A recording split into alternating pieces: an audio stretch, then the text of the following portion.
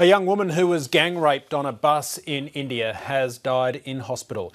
The 23-year-old student was repeatedly sexually assaulted and beaten with an iron bar earlier this month.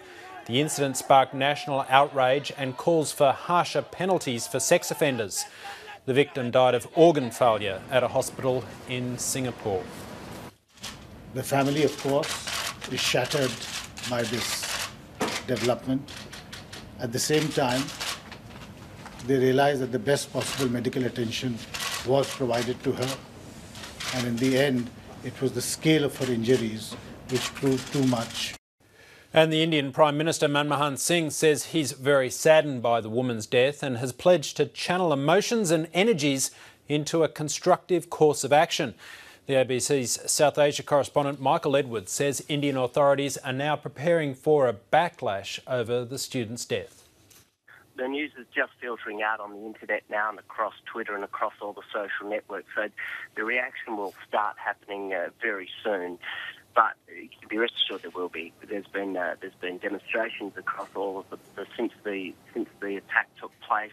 Some of these demonstrations have turned violent. There's been a lot of talk about this and a lot of debate about the incident and the overall situation when it comes to the safety of women in India.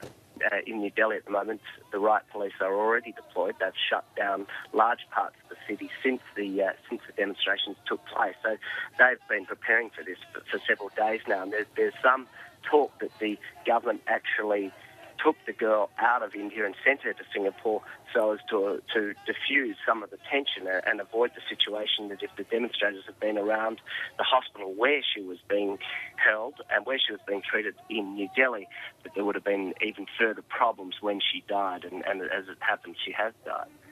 One of the areas they're going to look at is the length of time it takes to prosecute rape cases.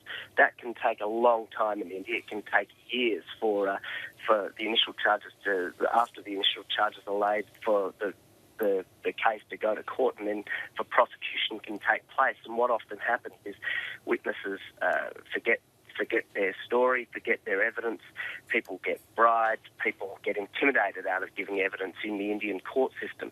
So the Indian government says it is going to change that situation, streamline the legal processes involved in rape cases. And